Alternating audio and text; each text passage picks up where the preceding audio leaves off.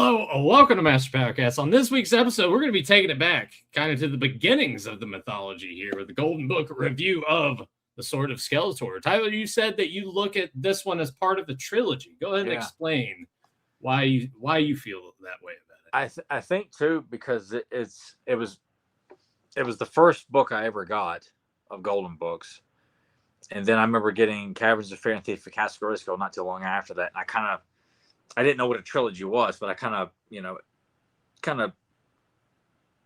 kept them kind of close together is what I can kind of say in terms of story.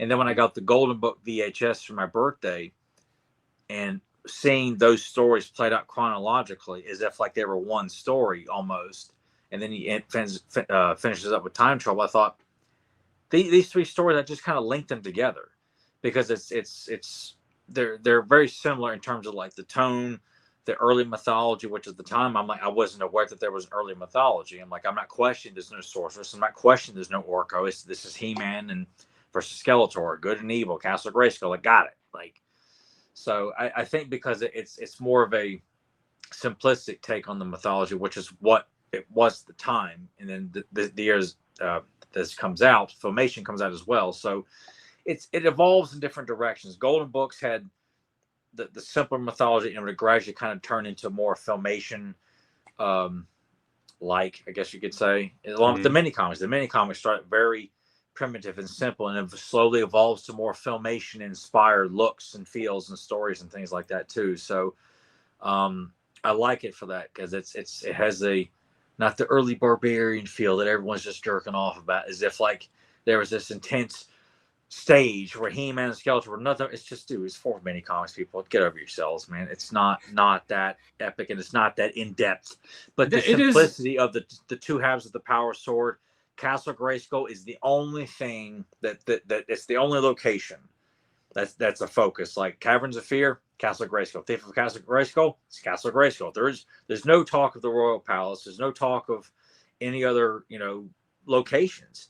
I mean, hell, in these 3 books, just these books, there's no Snake Mountain at all. It's just Skeletor. He's here trying to take Castle Grayskull. We got to stop him. That is it. Yeah. And when you see the Golden Book video, Snake Mountain is alluded to, but you don't see it.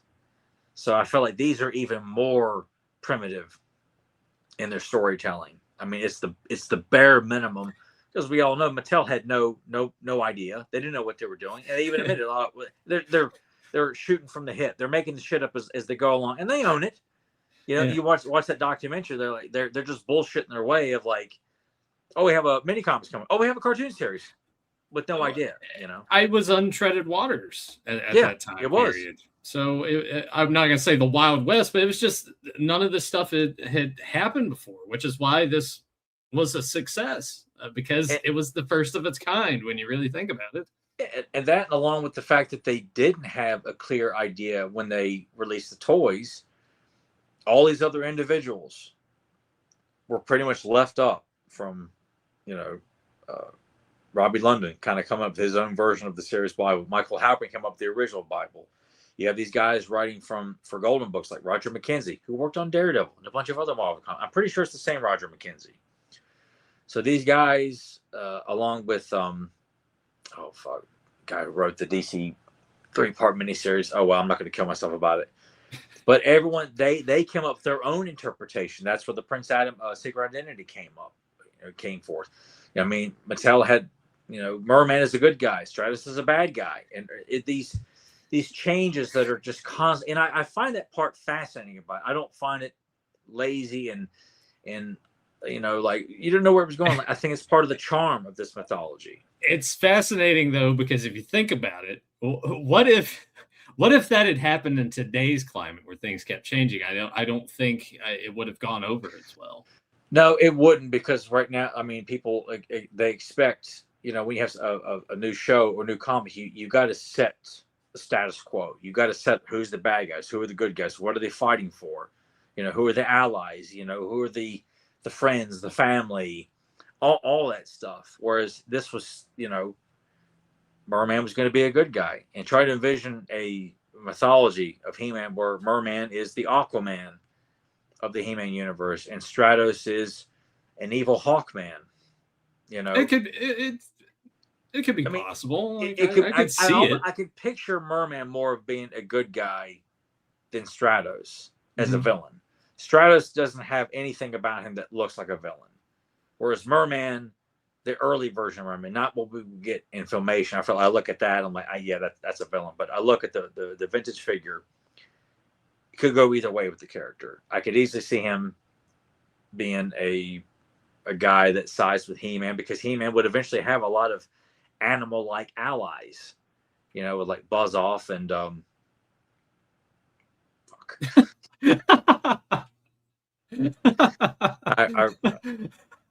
well, he's got more human allies, so I take that back. So Buzz Off, you know, yeah. Mothman's not an animal. The Rock people are not animals. Yeah, I just stumbled. But I mean, when you think about it, Buzz Off's not an animal; he's an insect. He's an insect. So you know what? I continue to keep fucking up here. But you know what I do, people? I own my mistakes. I own my fuck ups.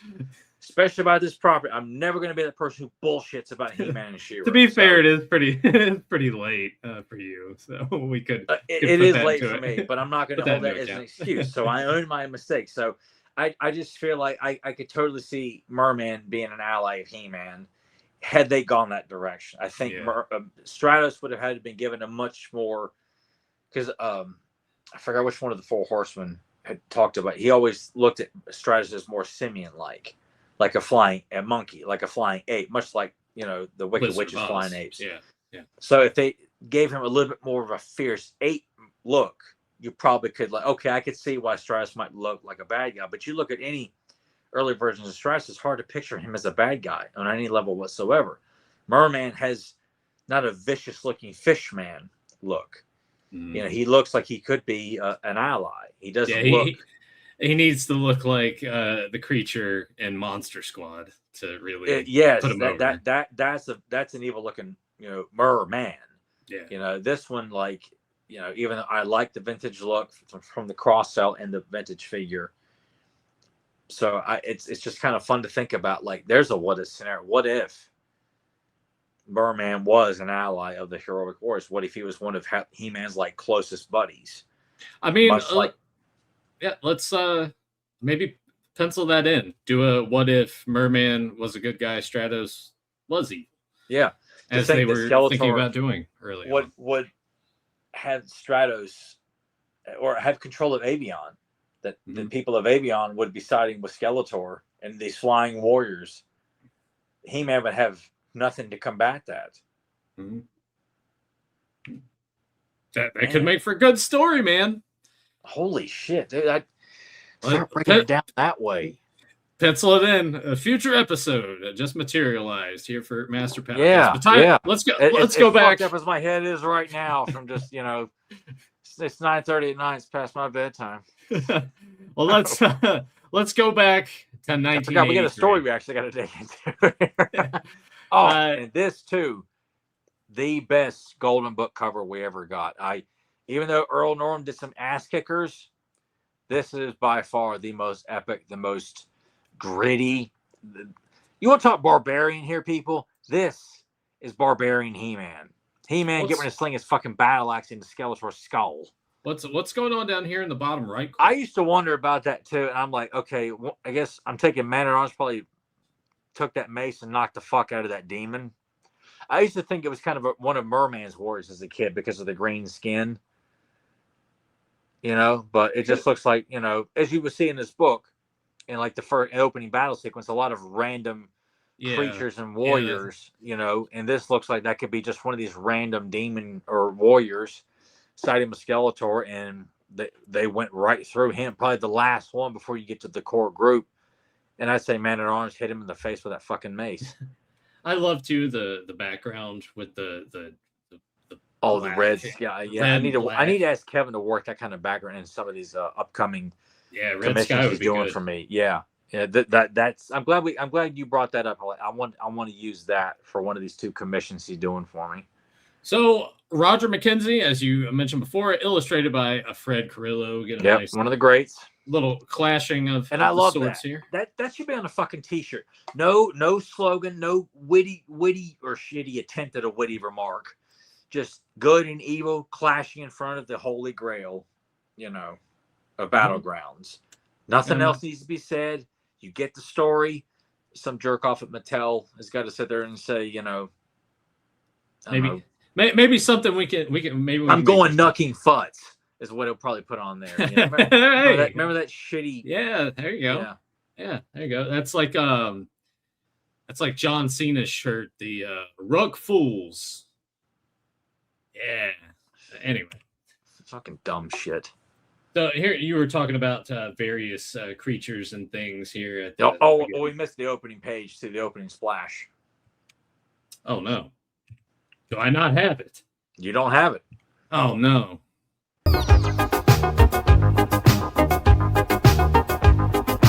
I found it. Here we go. Here's the splash page, Tyler, that you were talking about, which is beautiful. I'm glad. Oh, yeah. Don't know why I was missing this page from what I had, but absolutely fantastic stuff here. It's like it's He-Man and the Heroic Warriors like storming the beaches of Normandy right here. And it says here, to arms, Master of the Universe commanded He-Man, the ultimate hero. Riding Battle Cat, he raises his legendary power sword and shouted, Skeletor's demons have attacked Point Dread. So, and again, this is one of the early concepts of Point Dread, because the Point Dread and the Talon Fighter, you know, I believe they come out this year. This came out in '83, but Point Dread was originally going to be Skeletor's hideout, and you don't see what point. I remember because I couldn't read, so I went by the pictures. But when the Golden Book video says Point Dread, I'm like, what is Point Dread? I only knew Snake Mountain, so I'm like, I didn't know what this was. And then even in the story, in the Golden Book story, it just seems to be this body of land. There's no significance given to what Point Dread is. So for me, I don't know what Point Dread is, and I wouldn't know what Point Dread and the Talon Fighter was for quite a while. It's interesting that in some cases they probably just came up with a name, tossed it out there, said that sounds really good, but we don't have anything for it, and then eventually came back around. It's like, that name, Point Dread, we should probably do something with that and make it a thing, right? Yeah, that sounds like a good idea. Yeah, because it's. I mean, when we talked about it too on the Point Dread and the Talon Fighter discussion, it's something that really should be. It's a great name, Point Dread. Mm-hmm. You know, I feel like it could be used as something, you know, something significant, but I don't think it'll ever be more significant than having Point Dread being like one of the highest mountain peaks on Eternia, where the Talon Fighter is. And the only way to get there is to climb up there. Mm-hmm. Like, there's no landing platform for you to jump down there. It's the small staircase to get to the. It's got to live up to its namesake, and I think going with that idea definitely applies to what it's trying to. I was going to say the point it's trying to get across, pun intended. Well, I was going to say, if we want to emphasize the point of that, I can share the mini comic cover I did for that. Maybe when we get done with this, because I'm pretty, you've seen it, so that's yeah. We'll just I'm rambling here. So when we wrap this up, I'll show you my concept for a Point Dread mini comic cover that I came up with. Okay, but they're fighting some various people here. We got. Creatures. I was always fascinated by this green cloaked guy. Yeah. With what appears to be like a green beard with a green hood and this moss, you know, skin. And then you see what appears to be it looks like Skeletor in the back. Yeah. You know, I always thought that looks like Skeletor, but he wouldn't be there. But it clearly looks a lot like him. I guess that's kind of, is this where they sort of get the idea for those, what is it, Skelecons or whatever? Oh, yeah. That could have been, you know, it's, who knows? I feel like, color errors. I mean, I often thought the guy down there fighting next to He-Man at the top there is like, is that supposed to be Man-at-Arms or one of the Royal Guards, or just what a soldier in the Royal Army would look like? It would have to be, because almost it's like Man-at-Arms is up here. Yeah, because in the splash page, Man-at-Arms is flying the Wind Raider into battle. So he's still got to be up there. And I like that mummy, and you see more of those in the Golden Book video. There's like 3 or 4 mummies. Like, we can't win. We got to get out of here. And, yeah, you know. So they complete this battle. Man at Arms says that's easy, and maybe it's too easy. And then bam, this water hand just grabs He-Man out of nowhere. Yeah, and that really blew my mind as a kid, especially when you see it in the Golden Book video. Because Merman really looking like a good guy right here. And of course, as a kid, I didn't think that at all. I was like, all I knew is Merman is an asshole and he's a bad guy. And like, but looking at that, just based on what we just talked about, yes, it's very easy to picture Merman as an ally of He-Man, said that he would come to He-Man's aid of like maybe a water spell that Skeletor put on, Point Dread, But He-Man is dragged underwater. Merman takes the sword. Of course, Tyler mentioned it earlier, being early on in the mythology and trying to figure out what exactly we want to do with everything. We're having the two halves of the power sword that need to be put together. Trying to this was always such an ordeal, like watching He-Man underwater, like trying to visualize what that was like. That was always really left an impression, like him like strangling, like being tied back and Merman swimming away with the power. Oh my god, like I couldn't fucking believe it. Because then in the Golden Book video, they cuts back after a little bit that He-Man's still underwater. I'm like, oh my god, like how long has he been underwater? And then you hear the sound of the plants popping from He-Man, like ripping through. I was like, oh my god, like how does He-Man do it? Like I just was overwhelmed with his, stamina to stay underwater that long. In my mind, it felt like a really long time. But he manages to rip free because he bulges his muscles. I like how they say that. Muscles bulging, the strongest man in the universe, ripped free and then swam to rejoin his friends. But in looking at that and you describing it and seeing the air bubbles coming out, it makes me think of Sonic the Hedgehog in the underwater levels when you're running out of oxygen and that music kicks in. You probably I never got that far because my friends who owned it would barely let me play Sega when I came over and wanted to play Sega. Well, you can play as long as I can play first. Oh, okay. So you never got that kind of shit. But the music that would play in those underwater levels when you're running out of oxygen, very anxiety inducing because it would pick up in its tempos. And that makes me think of the first Turtles game where you're disarming the bombs underwater. Oh God. No, that motherfucker. That when I finally beat that level, I felt like I beat the game. Yeah, and knowing that after that, like I got my ass kicked not too long after I finally beat that level. It took me fucking ever to do that. it's to be fair, it is a tough game, but He-Man breaks free from this, and this is one of the most beautiful pieces in all the Golden Books. This doesn't even need dialogue. Like this image at nighttime. And Fred Carrillo draws one of the best Skeletors that's ever been done to, and just the imagery of him standing there waiting for Merman to show up with the prize. At nighttime, there's no one around. You can just picture the wind howling. Yeah, maybe a wolf or something howling in the background. Yeah, like a nice crisp fall evening. Yes, very much so. I mean, this has a Halloween spirit to this image. I want to point out though, Merman got put over pretty strong in the early stages of the mythology when you really start to break it down and think about it. He got a lot of little small victories over He-Man. He did, and it's good that they went that way because I felt like, Beastman oftentimes, as imposing as he looked, would be taken out. Well, I mean, they both were, but you felt like they were formidable, that they were not just these, jobbers that, are going to get stomped on by He-Man immediately. Like, we have a guy that he's water based. He controls sea creatures at his command. Like that's not someone you can just treat like the Brooklyn Brawler. And it's just it's that's the way it should always be with the He-Man villains. You cannot have them being the Brooklyn Brawlers. Like just Merman's just wearing a cut off shirt with a cigar in his mouth. I love that he's kneeling down to Skeletor like that to the Lord of Destruction. I love this bit of dialogue with Merman saying the prize is now ours, and Skeletor saying no, it's mine. You served your purpose, be gone. And it puts everyone's being put over very strong here in the very strong. It's taken very seriously. I mean, it's much like how Franklin Joe's performance was in the opening line of the live action movie. Mm-hmm. Evelyn says, finally, after all this time, Grayskull is ours. Like, no, it's mine.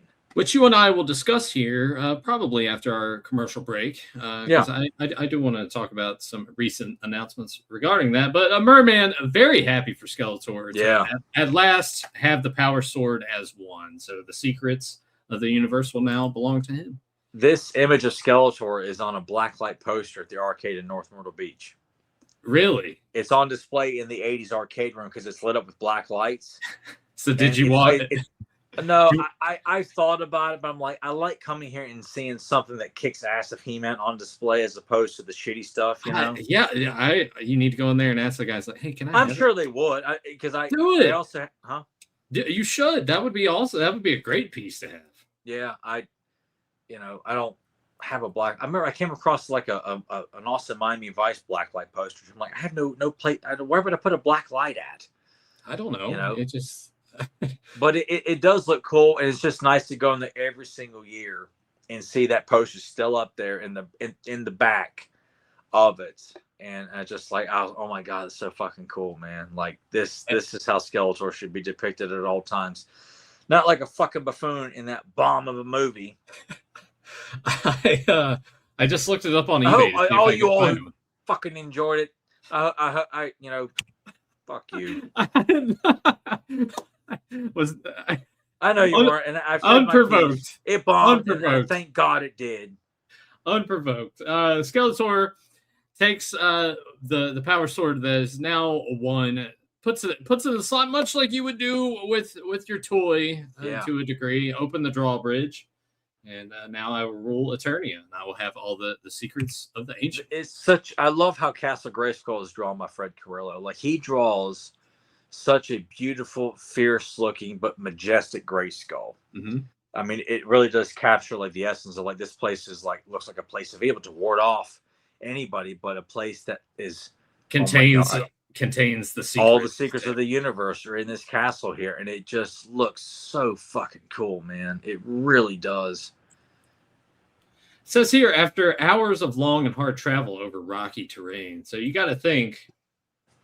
Maybe all their shit got busted and they just had to maybe just either hoof it on foot or just take one land vehicle that was maybe or like Tila is riding on shotgun on Battle Cat with He-Man, and Man-at-Arms is probably riding a Battle Ram or a Wind Raider. And I feel like the Wind Raider maybe got taken out. I feel like if you're saying hours of long hard travel, then. Well, and I'd like to think, too, Castle Grayskull is not a hop, skip, and a jump. No matter where you are on the planet, you got to travel a good distance to get to it. That's true, too. But just saying that it's hard travel, I just get that impression. Again, it adds extra context to this world. And you need that. Because I know, like, information, like, you don't have time to emphasize it's going to take 5 hours. It's lines of dialogue. Like, that dialogue is precious. You don't have all the time in the world. Just... if you look at a map of Eternia, like in the hardcover Golden books, like it's a world. I mean, there's a map of where Grayskull is. Like, it's going to take time to get there. Magic is not going to get you here and there and everywhere. Like these guys, Battle Cat is running his ass off all over the fucking planet trying to get He-Man where he needs to go. Yeah, and He-Man saying here with Skeletor being inside, and then without the power sword, we have no hope. But down here, it is never hopeless. Then bam, we get Zodak. And seeing this as a kid, I thought Zodak was a bad guy because I couldn't read. So all I see is this guy. You see him zapping He-Man. Yeah, that, and I'm like, and then not until I got the Golden Book VHS, where I was like, okay, he says he needs He-Man to be a champion. Again, dialogue I did not understand, and I just like he's a bad guy, but he doesn't look. It was confusing to me as a kid. But I like that even this early on, where Zodak was going to be a bounty hunter, an evil warrior, they have established he is a cosmic enforcer, that this guy is to keep the balance of good and evil. And I like that even this early on, like this is where we're going with this character, because Filmation got it right coming out of the gate in 1983, and Golden Books is getting it right coming out of the gate in 1983. So at least they kind of like, you know what, we're not going to do him as an evil warrior. We're not going to make him a bounty hunter. We're going to make him, Though the idea of Zodak being a bounty hunter is kind of intriguing.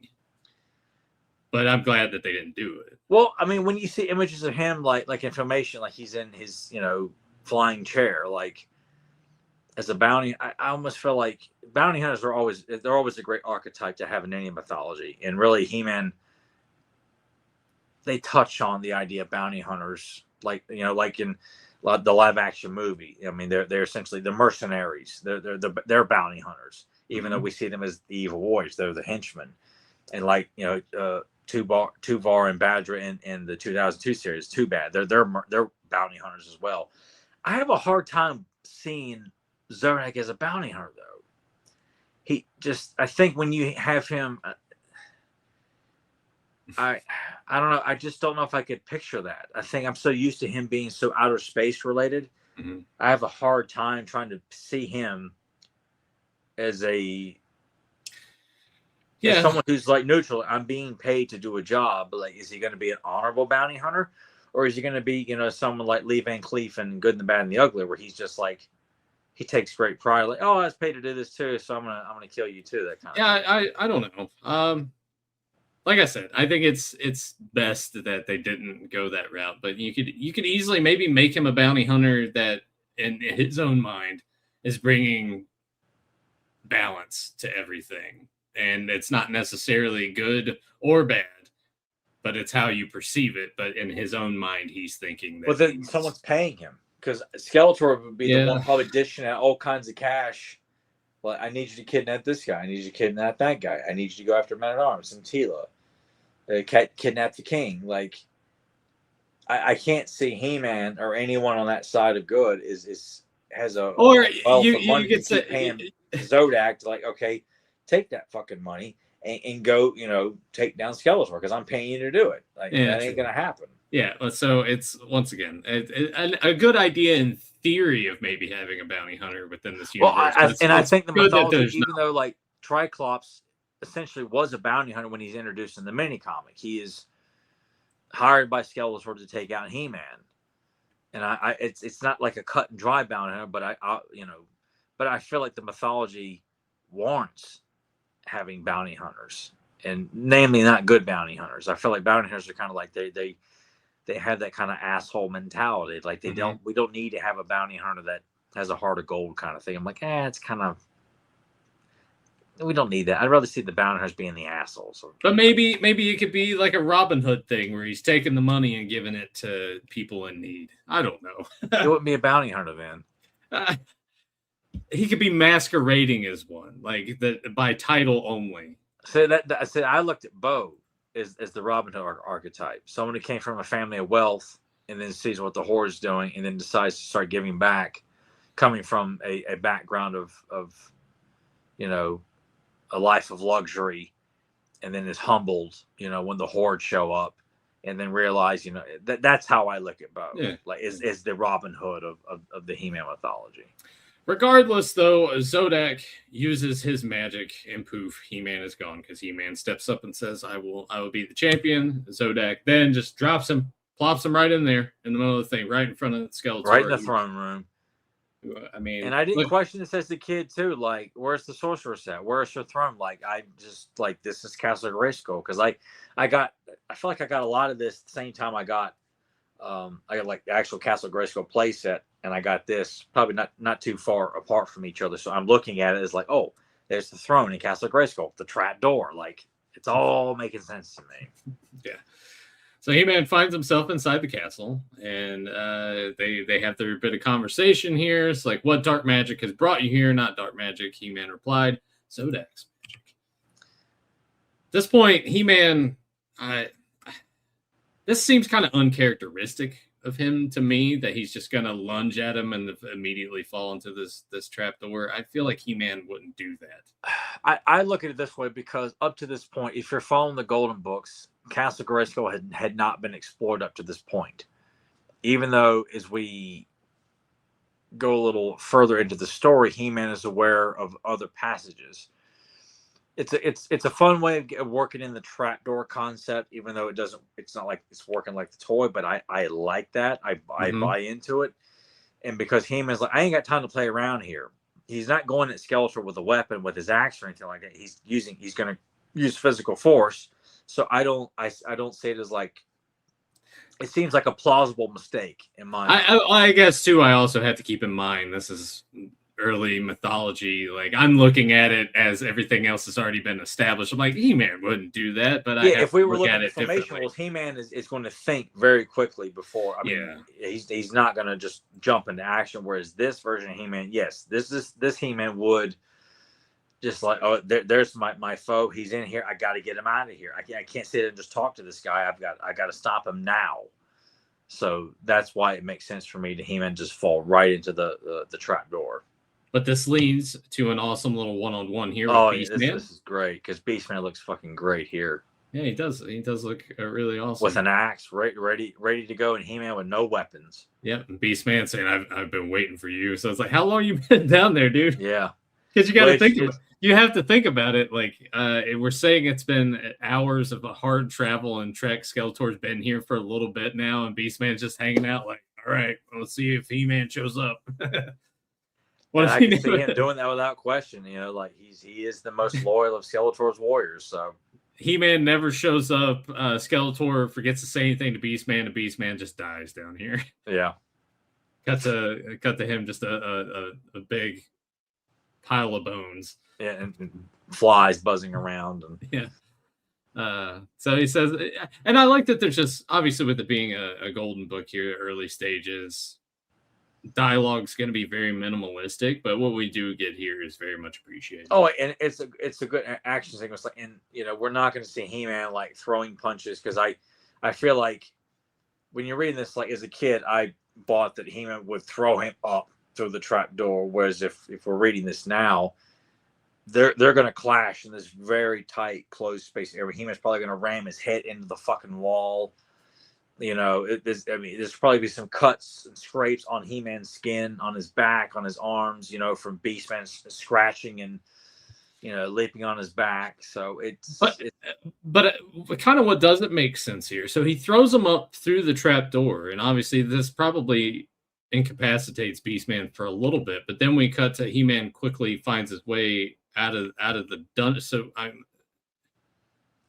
Did he find another passage, or did he? Because when he goes here, there's the throne, and there was once again covered up where he fell through. So why would he not just hopped up through there? I don't know, because there's something in the Golden Book video. I believe there's a little bit, because they add a little bit of extra context.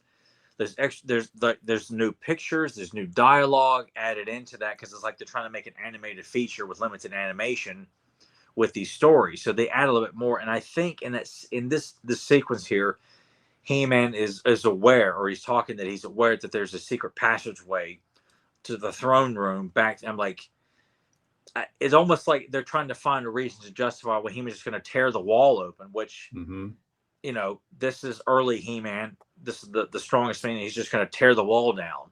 I get where they're going with that, but it's almost I'll have to look this up on YouTube and watch the part and see. Oh, it's a fun watch, and it's 15 minutes. The entire thing, I think, is no more than 20 minutes with all 4 stories, and then like a moral segment, to it. They're really fun, and the voice acting is very good in it too. With this little bit right here, if there is more added to the sentence, I'll cut it in right here so you can get more context in between. I remember a passage behind this door.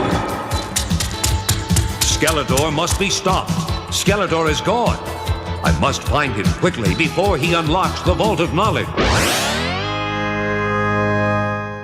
Because even when this story starts and the narrator says "Point Dread" and Skeletor's forces are attacking, you see a shot of Trapjaw in battle with Beastman. I think Merman too, and it's a completely different image. Drawn by Fred Carrillo. See, I should have went and watched that in prep for this to be. I knew I was going to bring it up, but I guess the more I keep bringing it up, which I was doing it inadvertently, like I wasn't trying to. Like, I'm going to get this video. I mean, it's been talked about before on the old podcast, but it's definitely worth your time. Like I said, the voice acting is very good, and it just adds little extra snippets. Into these stories here, and it's a very beautifully done animated film. Link will be in the description below if you too would like to watch the video version of it. So He-Man finds his way back out. Skeletor must be stopped. Got to find him. But when he reaches the throne room, Skeletor is nowhere to be seen at this point. Skeletor, with the completed sword, is going to be trying to open the door to the Vault of Knowledge, which now he will be able to do. But the problem being, with doing so, this door is going to be very slow opening, which I kind of dig that. Yeah. It's like, yeah, sure, you have the key to this, but it's not going to be that easy. At this point, while Skeletor is waiting for the door to open, He-Man catches up. And, yeah, it's your doom. You dare not stop me. So then they have a little skirmish right here, which is fun. You can picture it, and I'm sure maybe in the video version of it, maybe this is explored a little bit more too. If maybe you hear some punching sounds, and it's them kind of rolling around as this door is slowly. It's limited, but like the sequence of like when He-Man like reaches up and grabs the power sword out of the, like you see like animation of He-Man like reaching up and pulling the sword out of the lock, and it's, and Skeletor like disappears in a green mist, and the visual, which is a different image of Skeletor that Fred Curley drew, is very kind of ghoulish Skeletor, like kind of very creepy looking. Mm-hmm. Like his teeth are kind of slightly like off, like kind of mangled a little bit. I always thought it was creepy as hell as a kid, and they used that image a couple times in the Golden Book video. And it's like I said, you don't get, it's like, see that image right there. You see Skeletor, you see that in animation. Okay. In the fight sequence. I like the fact that Skeletor, realizing he can't really go toe-to-toe physically with He-Man. Yeah. Yeah. So he kind of, I'm going to say, makes the mistake here of pulling half of the sword out. Yeah. So it's going to kind of stop the process. But I understand where his brain's going with that. If I can't beat him fist to fist, obviously I'm going to need the upper hand. But he's not really thinking here in the heat of battle. No, because this is as close as we're going to see Skeletor, like in terms of he's done it. He has captured Grayskull. Good is defeated, so he thinks, and he's getting ready to open up the secrets of Grayskull. Mm-hmm. It's one of those things. It's much like in the live action movie. I mean, he is victorious, but He-Man will find a way to stop him. But to see him this close, his Havoc Staff's not there. And that's right. A big source of his power. At least how we're I think any other time Skeletor could just use his hands and just some sort of work dark magic that way. But again, getting to see He-Man and Skeletor having a fight of any kind, a physical fight, is a treat. It's just something that was quite limited in all the mythology from various books and things like that. You just didn't get to see a whole lot of mano a mano with He-Man and Skeletor duking out, much less have an actual sword fight. Yeah, and as Skeletor kind of starts to, I guess, in a way, have an advantage having the sword. At this point, He-Man pulls his half out, makes sure that the Vault of Knowledge is slammed shut, and now we can meet on even terms. I really like the illustration of Skeletor down here. And that's used in the Golden Book video, too, to showcase when Skeletor's like getting out of here, and he swooshes, and then that's when the green mist like appears in animated form. And recognizing, like, okay, He-Man can outdo me physically. He's got the other half. Like, yeah, I'm fucked. I'm out of here. And I like that. Like, it showcases like Skeletor is he's like, I've reached max capacity. I'm not going to win this day. Yeah. When it's just me and He-Man in a fight, which I love. I want to see so badly a sword fight with He-Man and Skeletor. We get in the live action movie, which is tremendous. But like, I want to see them on the drawbridge in the rain, fighting, and then it leads into the castle, up to the parapets, and man, a big sword fight. It'd be like Revenge of the Sith. No. It'd be like the lightsaber fight in Phantom Menace that you saw 14 times. Anyway, Skeletor says, you use magic to enter Castle Grayskull, I can use it to leave. So we will meet again, and when we do, He-Man, things will be different. So I was young and fat and needed something to believe in. Give him something to believe in. I don't know who sang that shitty song. Next page, it's over to you. Jared was a race car driver. Yeah. He drove so goddamn fast. Never did win no checkered flag, but he never did come in last. Bocephus sticker. Skeletor's gone, and the secrets of Castle Grayskull are safe once more. So He-Man glanced at the morning sky, because you got to think, like, all of this transpired overnight. All through the night. Yeah. It's fun to think that battle with just He-Man and Skeletor probably lasted several hours. Like, not just, 5 minutes. Like, no, these two are trying to, like, beat the shit out of each other. He-Man's trying to do it without using the power sword and just eluding, Skeletor's attacks with his half. Mm-hmm. And I'm sure there's some punches thrown, picking him up, slamming against the wall. And then Skeletor's like, I've had it. I'm done. I'm out. Can't do it. And just going around Grayskull too, like He-Man tearing open the wall, going up to the throne room. Okay, where is the vault of knowledge located in Grayskull? How far down is it? Is it up near the top? Is it down near the bottom? Well, I mean, and plus with the caverns of fear alludes to there's a passageway to get to Grayskull through the caverns below, which means Castle Grayskull has the parapet as its highest level, and then down all the way down to the bottom below the ground is a ground level entrance to Castle Grayskull. Mm-hmm. So there's a well outside of Grayskull somewhere, and it's not shown here, that leads down to these caverns that will eventually lead to an entranceway. Like it's much like the underground episode in the 2002 series Subternia, when Whiplash alludes to it. There's an entrance to Grayskull, and the caverns underneath it, which is kind of a fun concept. A whole world down below that, as if like, okay, this castle was built. Who decided to have an underground entrance to get to this castle? Yeah, Yeah, it was Castle Grayskull, man. Oh, that's right. Or genius. Yeah. And King Grayskull, they worked together. Yeah, King Grayskull, they worked together. Two of the shittiest ideas ever created.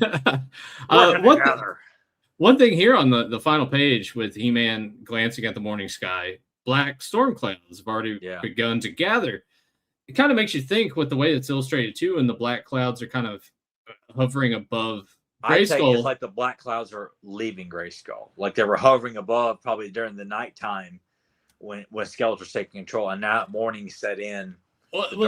Storm clouds. That's what I was going to kind of get to, is like when the forces of Grayskull are disrupted.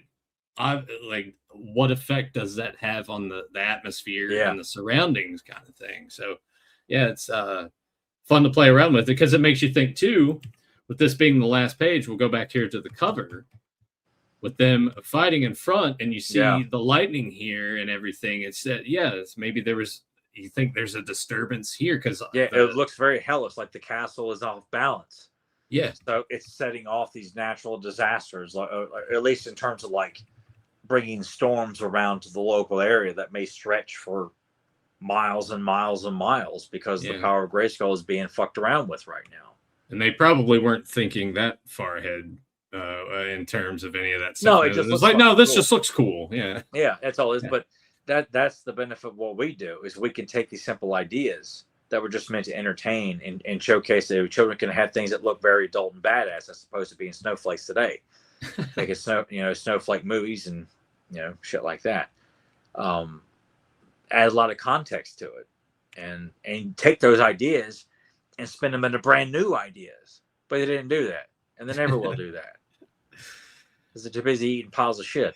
But Tyler, that was the Sword of Skeletor. Do you want to give it a rating out of 10? You want to do that for this? I think it's one of the most perfect Golden Book stories. I think I get straight 10 out of 10. I love love it. I love its simplicity. Once again, with it being so early on, nothing had really been set in stone at this point. You mentioned no sorceress, no Orca, none of that stuff's here. It's just plain basic ass good evil. Two halves of the sword need to be one. And I guess maybe that's sort of where that mentality kind of comes from, I guess, with the people that you were talking about earlier in those first 4 mini comics, and how there's a fan base that stick to those and don't really want to go beyond that. But they also feel like mythology. They never bother to like look at it. So I find it hard to believe that there's that many people, and it may really not be that many. I think there just seem to be a few individuals who seem so vocal about it. But Have you actually explored all the other outlets of He-Man and just, or is like, oh, after that first wave, I said this line's fucking dumb. I don't know. A guy with a metal jaw, that's fucking dumb. I don't know. A guy with rotating irons, that's fucking dumb. They're not barbarians. Like, they're not barbarians in this first four mini comics either, jerk off.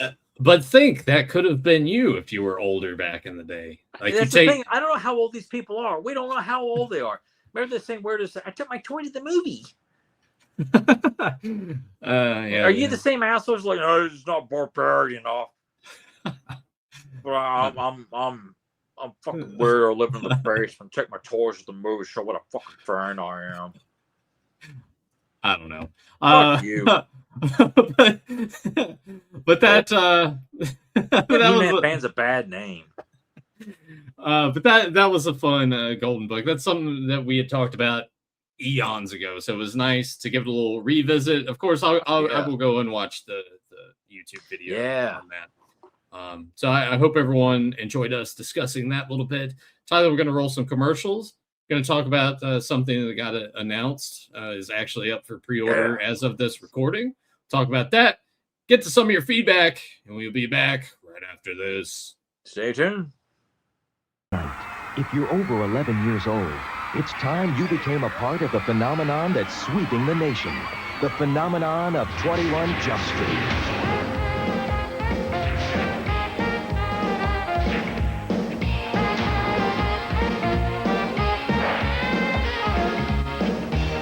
You've heard your friends talk about it. This Sunday, become a part of it. Sunday night at 6 here on Fox 43. 21 Jump Street is brought to you by Mattel. Look for the Mattel Toys label at stores everywhere as your assurance of quality and continued innovation all year round. Captain Power has come to TV, and you can be part of it. What are you doing? Aim the PowerJet XT7, fire invisible beams at the television targets, and score. Or be hit. The TV show fires back. No kidding. Captain Power versus Lord Dread. I don't believe it. Believe it, short human. The power of the future is in your hands. Believe it. Captain Power Jet and figure sold separately. Batteries not included. I'm Les Anderson. I've been grounded for about 30 years. It's all because of my driver's test. You failed. And her. I thought that we had a date tonight. And him. What could possibly go wrong? And that night. License to drive. I think I'm gonna throw up. Rated PG-13. And we're back. Before we get into a movie announcement that was made regarding the 87 film, and before we get into feedback, and Tyler had mentioned earlier, you talked about Point Dread, you were talking about another mini comic cover that you had commissioned, and we will go ahead and share that with everyone. Do you have any words you want to say before the grand reveal? I fucking love it. It's badass. And this is how He-Man should always be depicted. So anything less is uncivilized, like the old Right Guard commercials. There you go. So bam. Nothing other than now. Plunder at Point Dread. It's got He-Man and Lizard Man here. Of course, we have our damsel in distress. That's Lady Amanda, the Jane Seymour based character. The lady mentioned in passing in Dragon's Gift. I always wanted to kind of establish her as like a frequent, love interest of Prince Adam / He-Man in my mythology. So she's been depicted in 1, 2, I think three commissions that Kevin has done for me. I can showcase those if as well, because they're artwork that no one else has seen. Okay, yeah. Well, we will do that at some point. But look at these badass motherfuckers standing. Yeah, tall. I really wanted and this is kind of like I was kind of inspired too, but like how it's not what I came up with, but as I was putting it together, I was like, this is kind of reminiscent of like Clawful and Trapjaw in Driel's Return, like two villains. Clawful is introduced in an episode and doing his own thing with Trapjaw.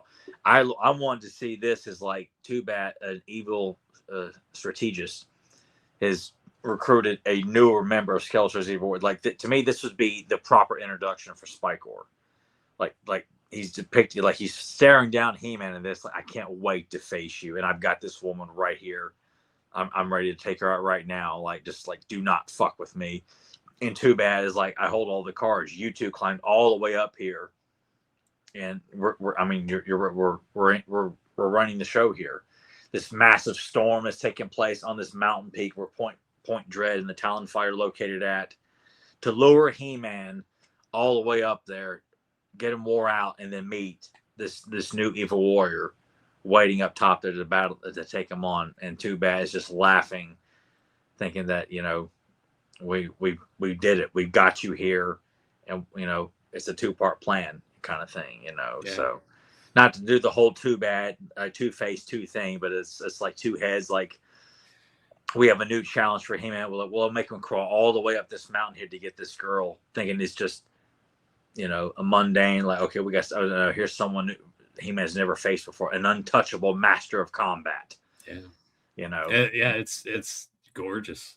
Yeah, it's fucking beautiful. And if you at home would like to get a print of this and you want to come see us and have some conversation, come on out to Motu Fest, September 12th and 13th, Greater Cincinnati area. Link is in the description down below, thepowercon.com. Click on that for all your ticket and hotel information. So, yeah, this will definitely be at the table. Yeah, and he draws. Kevin just draws the most beautiful women, as I keep saying it again and again and again and again. That's why I will always work in a woman, and whether it's a very like one he's working on right now, they're two already well-known female characters. They're not a damsel in distress. One of them is an evil one. Oh my God, Kevin could do a great job with this. And another one who is Catra, but she's ready to kick some ass when the opportunity strikes. But you know, rain, lightning, dark clouds on this mountain peak here. Well, I like too, like that you see the cloud coverage here, at the bottom, to just kind of give more of an idea that we're sort of up in the clouds a little. Yeah, and that's what it was based on, just that one image. Mm-hmm. You know, from the Point Dread the storybook, the record book, where that shot Zodiac's pointing to Point Dread is up in the clouds, like that. Always, clouds. As I've said before, this is what this is drawn. I mean, that inspired this here. That He-Man and Lizardman had no way to get to it, so they had to climb all the way up there to rescue Lady Amanda, just to be met with Too Bad and Spikor. Beautiful stuff. And like I said, if you want a print of this and you want to come out to Motu Fest to grab one, eventually we still got to work on the details of how we want to get this out there to anyone else that can't make it. Yeah, our hope is to have these prints available to somehow for listeners to purchase at some point. Yeah. But we're a very small company here, people. So small company. You know, we're you know, I'm just happy to be able to get this stuff done here for my own personal, you know, amusement and you know, not have anybody tell me you can't do that. That's too cool. It's not lame enough. I mean, may still be time for that. Onward to the next thing. So here in September, actually a couple days after Motu Fest, we're gonna be getting this. Toy Robot Video announced this a few weeks back that on 4K and regular Blu-ray, they will be releasing the 87 live action film. So this company, Toy Robot Video, is sort of like a little sub-sister company of Arrow Video, which I kind of recognized instantaneously as soon as I saw this 4K sticker that they always put on their releases. So obviously this Toy Robot Video sleeve thing here is removable, so this is not like part of the cover that does come off. We have reversible cover art once you take the slip off, which, yeah. Well, nice to have the teaser poster, and then you got the other theatrical poster, and now you got the Drew Struzan poster as the slip cover. Yeah, and not only that, but it's going to come with a couple of goodies. So we're going to get a little fold-out poster here. And some William Stout artwork, looks like. Yep. So I think if you get the 4K, you also get a regular Blu-ray. Either that, or it's just that's typically how they do these things. The Blu-ray has all the special features, and the 4K has the 4K print on it. It's pretty much, and maybe in the commentary track, that's probably about all that's on there. And speaking of special features, this is what we have. So this is the most touted of it, is the preview cut of Master Universe. So we're going to see some more of the alternate footage and things that, hopefully some new stuff. Do you think hopefully there's that snippet? Let me just grab it real quick for people who've never seen, because I'm not going to drag this out, but I'm like, if people don't know what I'm talking about, the alternate fight sequence between Blade and He-Man. There's a quick shot of it in one of the in the trailer, and this was in one of the. I think it was in the movie magazine too. But this right here, like at the top of the junkyard. Yeah. Sorry about the glare there. Yeah. Well, but you see a shot of He-Man like at the top of the junkyard in the trailer, and he's being stopped, like he's stopping to look at somebody, and it's got to be Blade has met him at the top of this junkyard here, and I would love to see that there's like an alternate fight sequence in the junkyard between these two. Yeah. And this doesn't look like a promo photo either. I mean, this looks like this was part of a cut sequence. So, hopefully it will be a part of the preview cut. In addition, we get new interview with actor Robert Duncan McNeil, new interview with actor Anthony DeLongis, and a new interview with production designer William Stout. We get an audio commentary with the director. Behind the Legend archival featurette, teaser trailer, theatrical trailer, stills gallery, production design gallery, and a new audio commentary with William Stout. Which that's wonderful because I know the commentary track with Gary Goddard is just pulled over from the old DVD that was released eons ago. Yeah. So it's good to see there are some new interviews and a new commentary track. So yeah, I hope it's just going to be nice to have it on good, crisp 4K. I hope they've really done a good restoration, new scan, all that shit. That was So we've already discussed too that when this comes out, one of our topics, or that will be the focus of the episode, we'll be talking about this release, the interviews, the transfer, and it's not cheap, people. It's but hey, it could have been $100 I'd have forked it over. I have to have this movie in 4K. Boutique Blu-ray company releases usually a little bit on the pricier end. I would imagine at some point, because this is like the initial release pricing. At some point, obviously, it'll go on sale and go down a little bit. Yeah, without a doubt. But yeah, you're gonna be spending about $55 to $60 on this disc if you're pre-ordering it either from Amazon or from Toy Robot Video themselves. So up next, a couple comments that we got on the Filmation episode and mini comic review, Tell Two Cities and Slave City. So we'll start off with this. Drawing by hand, another great episode. Tell Two Cities is a 10 for him. Both are great. The mini comic Slave City has some great art in there with 2 thumbs up. Love that. And then Jaime Marez, both comic and cartoon episodes, a 9 out of 10 for me. 20 times seeing Jar Jar Binks at the theater. And one last thing, you both have the right not to watch the new Master Universe movie, but would like to hear some feedback on character designs from the two of you. Can't deny the effort. My personal favorite is Beastman. We do get a little bit more of him in the movie. Love the G.I. Joe talk and look forward to the G.I. Joe pod. So, I know what Tyler's going to say in terms of the character designs, that they're all bad. I don't think that all of them are bad. I think some of them do look pretty decent for what they were going for with the film, but it's exactly what I thought it was going to be in terms of looks. And as of now, I think this is the 3rd week that the movie has been out. I've still not had the time to see it. And kind of at this point, I think if I hold out 2 more weeks, it's probably going to be available digitally. So I could just rent it and put myself through the potential torture here at home. Yeah, so then you can drink a shit ton and home and have to worry about driving home.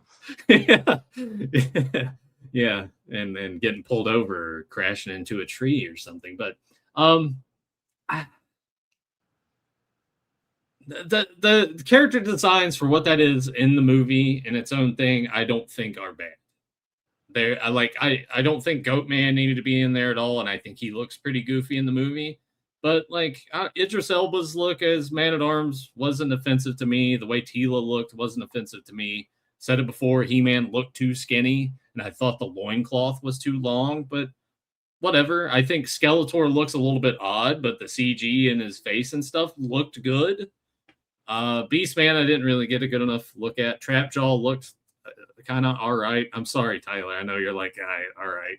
I mean, look, I've seen enough of these characters. Most of this, like like Spikor Spikor looks bad. That I think right. Spikor is probably the worst of the bunch. I mean, and Goatman looked bad too. Even though I'm like any other time, it's. I almost feel like they came up with these characters because they knew they were just going to kill them all because everyone fucking dies in the movie.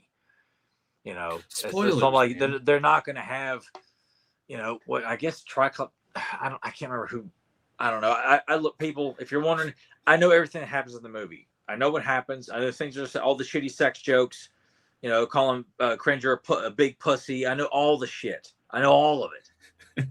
So you people are like, I didn't see it. Yeah, I'm not going to fucking see it. I don't need to see it. Tom was good enough to tell me all this shit that interfered with my fucking workout and made me so fucking angry the day that I found out about it. And then I finally got over it and said, you know what? I hope this movie fucking bombs. And it did. So victory for me. So a small victory though, because apparently despite it, they're going to greenlight a sequel. Oh, of course they are, because they have to talk that kind of way. And what the sequel do? Even fucking less. Yeah. Because it wasn't enough to fuck up He-Man and Skeletor. Now we got to fuck up She-Ra and Hordak. We'll probably make She-Ra drunk. Much like James Gunn doing with the drunk Supergirl. Which I guess that's projected to not do as well. Yeah, either. It's already it's not drawing any interest. Yeah. But to keep the train rolling, Tyler, on this, this is the start of the comments that we received on the character spotlight on Blast Attack. We'll go ahead and get this knocked out of the way. So this is the initial comment, and then there were comments that followed underneath. And I responded to each of these. So it starts off with, are you guys going to review the new movie? After I watch it, I will talk about it and discuss it, and I can do that by myself, no problem.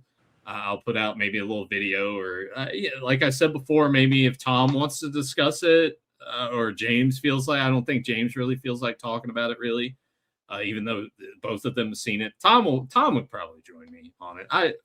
If Tom was happy, if you people were no, Tom was quite pissed off and would leave frequent voice messages again and again. And it just made me angrier and angrier and angrier, knowing that these motherfuckers thought that this was going to be a gold mine of a movie by making fun of my most beloved property on every outlet that they could.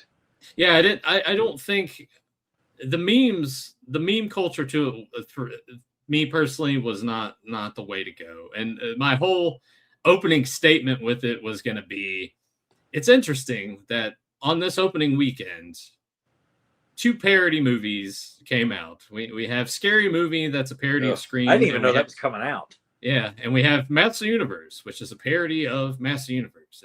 It's like I was telling you, and I know that I guess because people are like, you're jumping the gun, you haven't seen it, but everything that I've heard, I knew they were going to do what Barbie did. That's what Mattel was going to do with this. Let's make it a Barbie movie, but with He-Man. Let's just make fun of everything.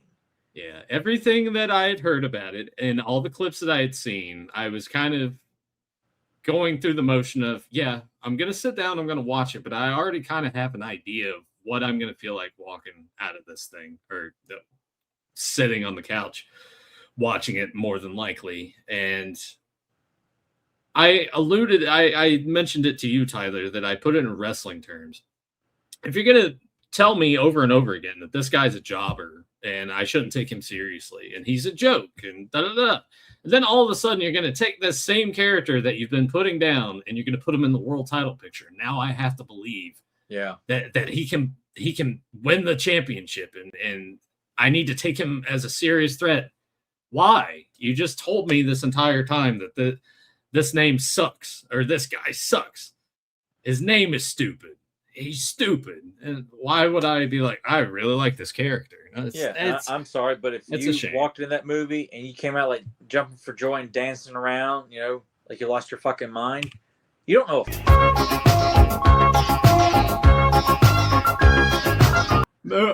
Moving on, Cascades 9130. I feel the reason nothing can ever truly be a success is because Master Universe had such a strong, untouchable era in the 1980s. It can't be repeated. The best toys, the best cartoons, the best stories and comics, and the best time for it being so strong. Today's world we live in, will always be the reason it fails, and you simply can't repeat something that was so magical the first time around. This is why my 1980s figures mean the world to me, and the Filmation cartoon and the art of oral norm will always be the masters of the universe I always loved, and the only master universe I will ever need to love. It could be done today, and it could have been done 10 years ago. It could be done 10 years from now. It could be done right now. But unfortunately, they keep hiring putzes who don't care, who think it's ridiculous, as I'm pretty sure that jerk-off director thought this whole property was ridiculous. And Mattel's like, all right, sure, go. We don't give a fuck. Make some more shitty toys that clogging up collecting desks at your local Target. But the comics... Can I mention that real quick? You go right ahead.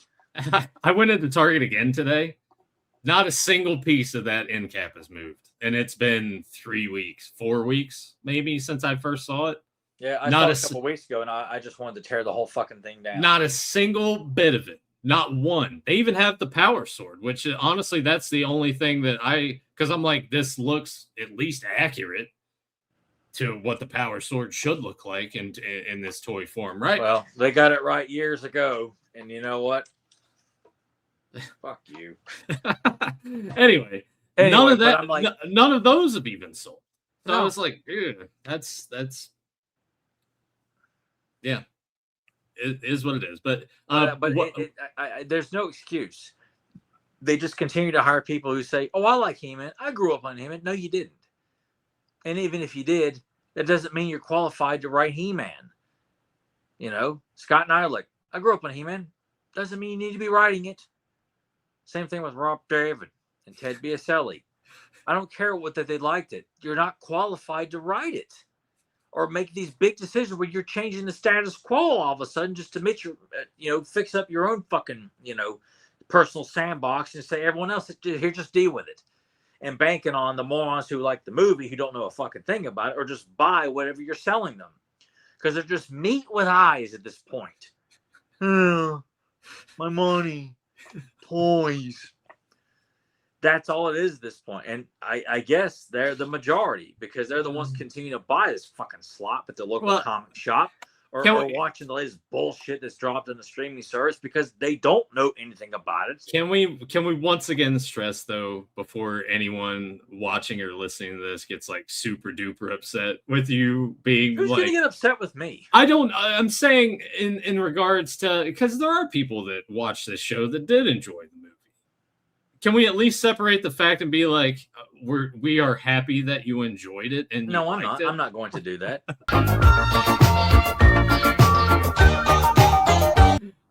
Keeping on track with the rest of the comments regarding the movie, and this you got to give the award for what rock have you been living under? But this comes from Burn Virtue. The new movie is flawed, all things are, but it is highly enjoyable as well. I can't believe you're not doing a full 4-member live stream review with Joe and Rebecca for it. It's the biggest Master Universe thing in the last quarter century, and the movie we've been waiting 40 years to get made. Tyler's insane to not just go see what they did. You're insane to think that I would actually go see what they did. And also just we're dude, if you're at this point, you what rock have you been living under? Yeah, it hasn't been a 4-person show in a hot minute, and it hasn't been a full member show for over a year. Even longer than that. So if the last time you watched Fans of Power when it was just me and Nathan, Joe and Rebecca, then you really it's been a long time. It's been a long time. But hey, welcome back. Thanks for leaving a comment and watching the Blast Attack video. Yeah, yeah, sorry. Yeah. I don't want to be assholes or anything, but yeah, you got a lot of catching up to do, bud. Moving on from the new movie talk, Brian Clifton, you guys really need to check out the current Inner-John universe stuff from Image Comics. It links G.I. Joe, Transformers, and now Mask as one universe without tripping over each other. G.I. Joe starts with the 4 miniseries leading to the G.I. Joe book, Duke, Cobra Commander, Scarlet, and Destro. This book made me like Duke for once. This is a book called Void Rivals that is involved as well. They even made Cobra Law work. So yeah, there's some of this newer stuff, Tyler, that we're gonna have to check out and see. Every time I buy the new stuff, I get bit in the ass. I pay $7 for a fucking single issue. I'm like, what the fuck is this shit? I can't believe comic books are that expensive. Well, I mean, for like variant covers, like a standard book is like around like $6, I think, something like that. Yeah. It's not cheap. Mm. And you can't open it up and look at it first and decide, you know what, I'm not going to buy this piece of shit. You have to buy it bagged and board. You know, a nice pristine copy of a piece of shit. You know, but Brian's been pretty good about recommendations. Yeah, and Brian, like, I got about 20 issues deep into that Spectre run that you had recommended. I read, I'm like 10 issues into Sandman at this point. Read a couple other things that was catching my attention on the DC app. So I've been checking out all the stuff, and actually got the. Let me slide back here. Get a nice pop out of my hip. Do have the omnibus of the Warlord, so I can finish reading the rest of those issues, because I only got up to the app, for whatever reason, only goes to issue 22, and this covers 1 through 36. So there's 14 more issues in here that I can check out. So I'm very much looking forward to that. So yeah, Brian, thanks for all the constant recommendations. And Jaime Mares, another great episode. Blast Attack stands with my Snake Men. Tyler, you get through your writer's block. How about a Master Universe Thundercats crossover that isn't dog shit like the recent comic? Were either of you collecting G.I. Joe, Thundercats, Transformers, Ninja Turtles in the early 2000s when all the 80s properties were making comebacks? Or like toy form or comics? Devil's Due Joe's was great. Wildstorm Thundercats was epic, especially the series where Lion-O comes back from the Book of Omens, and it's 10 years later and Mom-Ra rules Third Earth. Great miniseries. Well, to answer your first question, I just sent something to Nathan right now. This is. Oh wow! Okay. Do you want me to? You would put that on the. It's not colored, but. Me get it saved. But one thing too, with your writer's block, any. So with this showing this off, do you clearly have you got like anything written down? I did have an idea. I didn't know when I thought we could devote like a one episode to doing a He-Man Thundercats crossover properly. Okay. But I had a couple ideas for covers, and I still have a couple others, you know, that I have in mind for other covers for this storyline. But I thought this would be, you know, a fun opener here. But Journey as you to can Third see Earth. here, you've got He-Man, Battle Armor He-Man being attacked by the 3 core mutants in front of Mom-Ra's pyramid, just to kind of get it out, you know, boom, like here you are, like. And the concept would be that He-Man would be pulled to Third Earth as he's traveling through a time corridor, or a gateway, more likely from Etheria, and Mom-Ra pulls him to Third Earth, trying to get the Power Sword as a viable weapon to take out the Sword of Omens. Oh yeah. Since that sword is not controlled by, like, the Sword of Omens has an identity of itself. It will not, you know, fight good, whereas the Power Sword is not controlled by that idea. Like if Skeletor were to have it, he could use it for whatever he wanted. Mm-hmm. You know, so that's why Mom-Ra sees this as a source of, okay, if I can't have the Sword of Omens, it will not obey my command. If I can't get it from him, then I'll find a weapon that can destroy it. And learns that the source is on this other galaxy, on this planet where this great warrior has this sword. I must have it. Bring him here. Commands the mutants to attack. They don't succeed. You get Rotaro in on it. You get Grun the Destroyer. He gives life back to Grun the Destroyer. Gets Captain Shiner in it. Like, you know, Captain Cracker learns of it. He wants to get a hold of it. So you got all these villains. Hires the Driller as a bounty hunter to track down. Like, Mom-Ra's like sparing no expense. And on this, He-Man's trapped on this planet trying to find out how do I get home, and comes across, you know, the Thundercats. And you're kind of telling your entire crossover idea right now. That's safe for the episode. It's a synopsis. Like I have not written anything, but that's the synopsis. Like I you know, I had another one too, which I had mentioned on Fans of Power way back, which I'm like, you know what, people always want to see He-Man and Lion-O clash, but if you look at the episode The Thunder Cutter, the Sword of Omens, if it recognizes that the person Lion is going to fight is also on the side of good, but Lion doesn't know it, the Sword of Omens will not draw. And I can't get past that idea of the mythology. Like, it's just it is kind of an interesting thing. It's like, no, this is here in the mythology. Oh, but don't worry about that. We got just ignore it. See them clash. Yeah, it's like you could in a manner of like, but then, all right, I take that back. In the same episode, though, like Lion-O draws the Sword of Omens, it extends and for battle mode, but he's not attacking Hachiman. He's attacking like a log, like showing like I'm not going to back off from this. But when they actually like agree to actually duel, the sword doesn't draw, and so does the Thunder Cutter. It doesn't draw either. Like that's just, you could say it's mythology for one episode, and it's like completely forgotten. He-Man and Lion could still fight in a fisticuff fight, but knowing who He-Man is, he's not going to jump right in the fight and probably not draw the power sword anyway in an immediate fight. And Lion-O, you could still say is kind of young at this point, but my idea to get them to fight was that He-Man needs to find fire jewels, which is it's a nod to the episode Colossal Awakes. The fire jewels that were left that were used to stop Skeletor, or the remainders, went up when the cave that stored them erupted in lava. So the fire jewels are non-existent. The only place we can find anything close to that, we can harness fire jewels made from fire rocks, but they're only located on this distant planet called Third Earth. So He-Man is sent there by the sorceress to track down fire rocks. And people on Third Earth start coming across this guy. He's like, I need fire rocks. I need fire rocks. Everyone in Third Earth that's a good guy would recognize the fire rocks are Thundranium, the element that weakens Thundercats. So we have this big muscle guy with the sword. He's looking for fire rocks. Why would anyone on this planet be looking for fire rocks if not to harm the Thundercats? So they alert the Thundercats that there's this warrior on the planet looking for fire rocks. So they track him down, particularly Lion-O, wanting to know, what are you doing looking for fire rocks? Like, I don't have time to explain. I need fire rocks. I've got to get back home. And Lion-O, in his impetuous manner, decides to like fight it out with He-Man over this misunderstanding, much like you see Hulk fighting Thor or Spider-Man fighting Daredevil.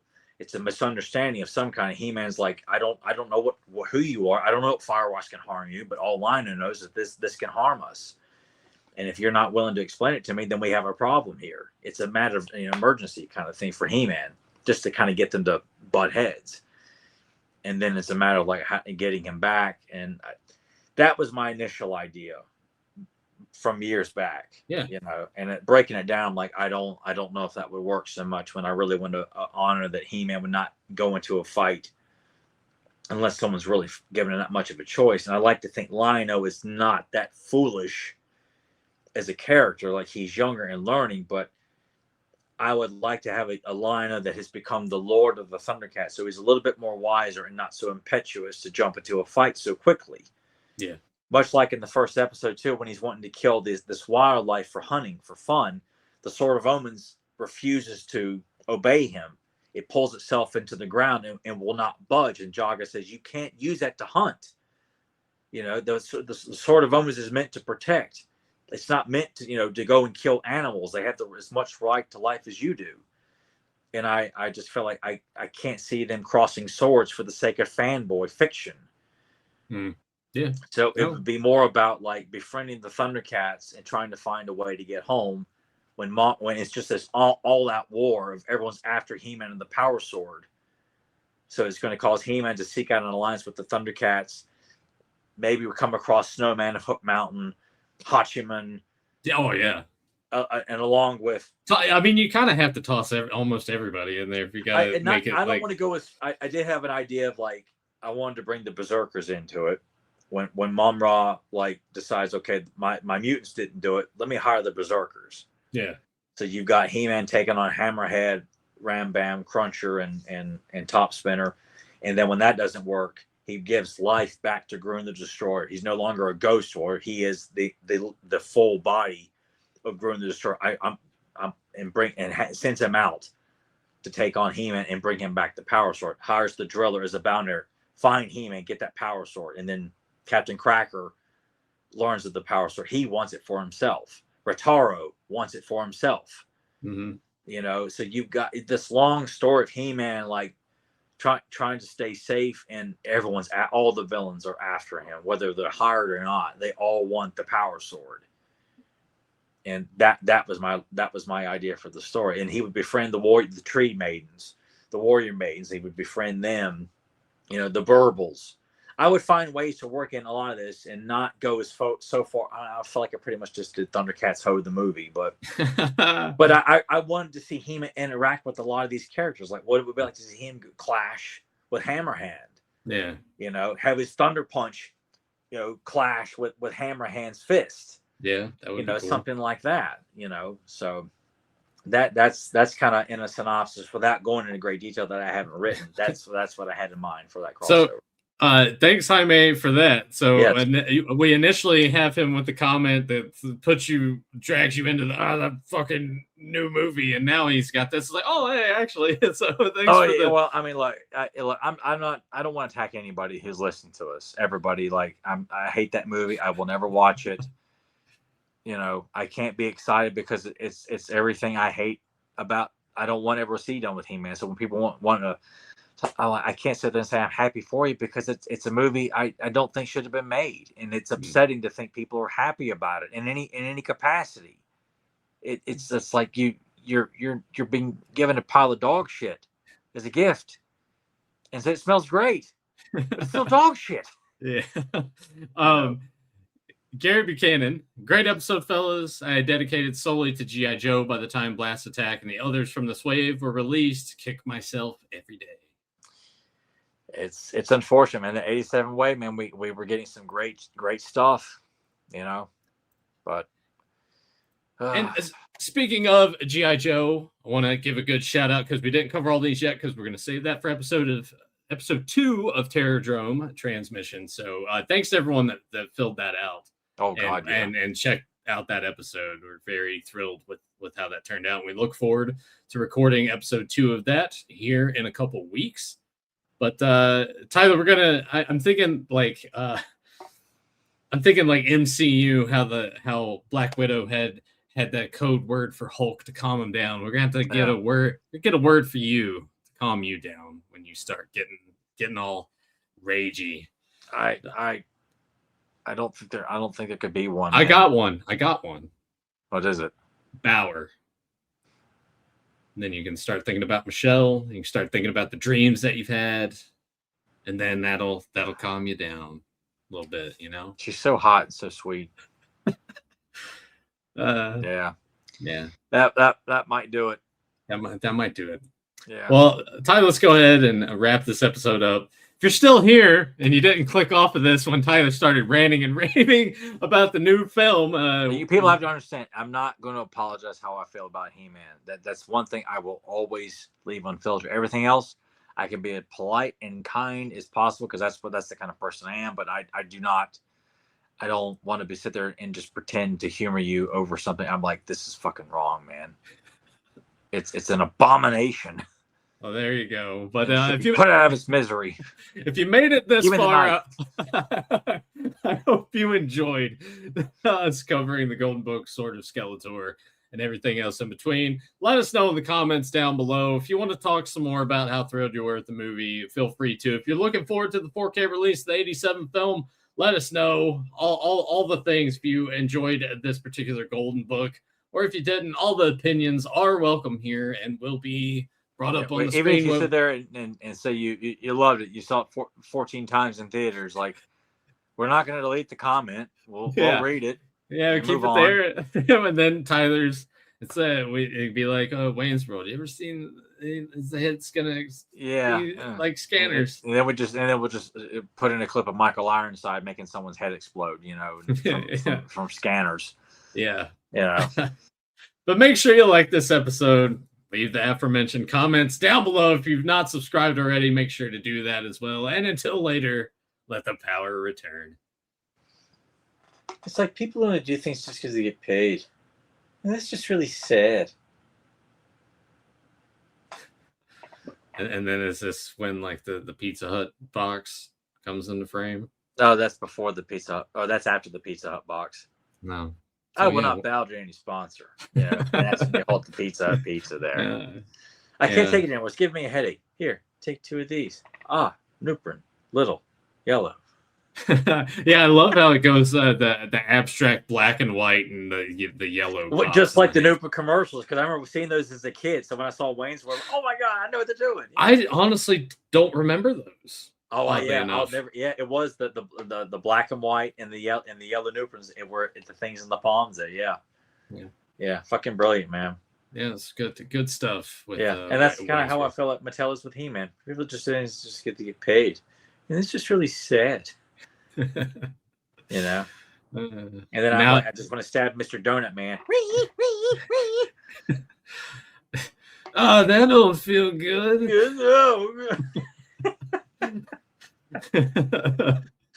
I need to watch Wayne's World 2 pretty soon as well. Oh my god, yeah, because that's just as good as the first one. Yeah, I was gonna say that. I think it's just as good. Sometimes maybe a little bit better than the first. Yeah, I mean, I look at Addams Family and Addams Family and Values as equal levels of comedy, and Wayne's World 1 and 2 equal levels of comedy. Naked Gun movies all equal levels of comedy. Like, not too often you get comedy sequels that are like, oh my god, this is just as good as the first one. Some may even see even better. I did blind buy because I've never watched it before and it wasn't streaming anywhere. Wet Hot American Summer. So I'm gonna give that. God, my brother fucking loved that movie. Oh my, he's just crazy about that movie.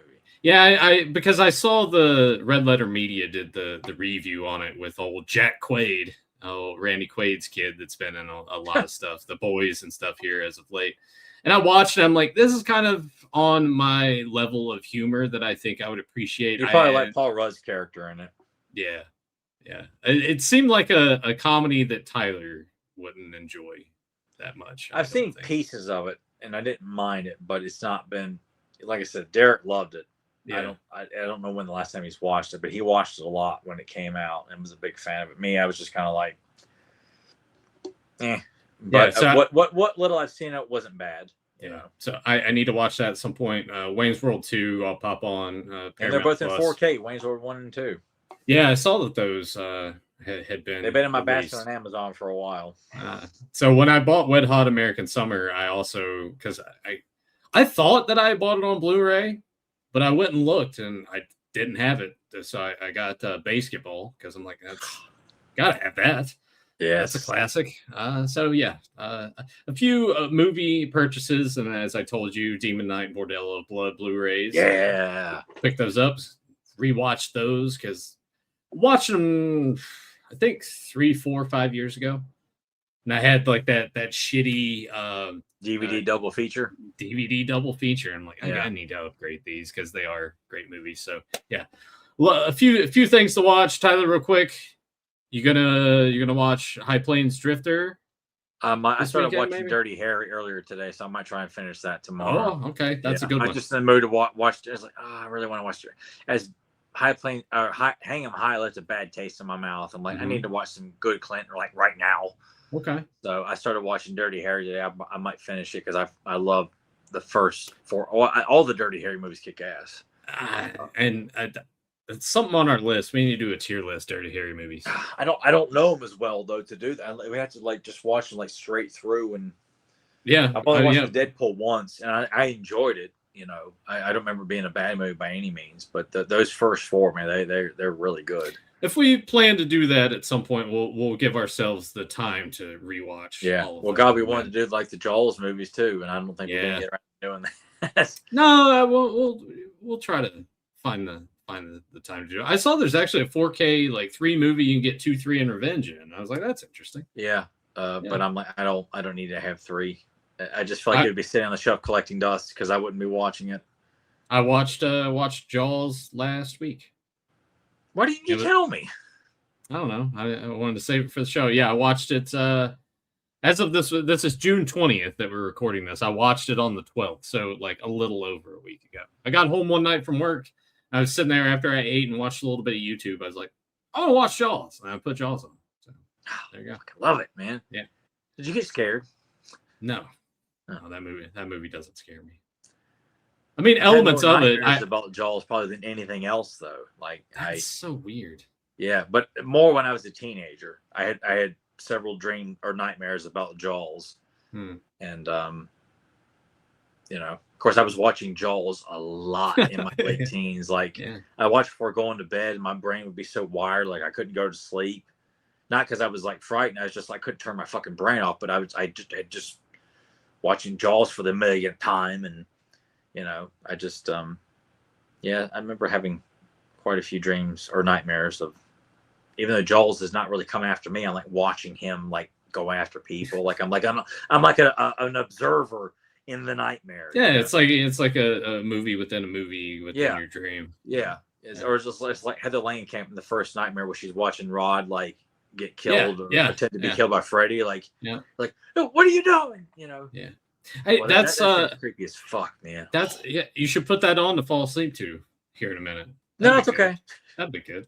No. I don't give a shit. That movie still scares the fuck out of me. Tina. Yeah. Ah. Thanks for watching, everyone. Take care. Oh yeah. Thanks for your time. There you go. It's late. My mother told me once that when I was 3 years old, my potty lid was closed. And instead of me lifting it, I shit my pants. Lovely story.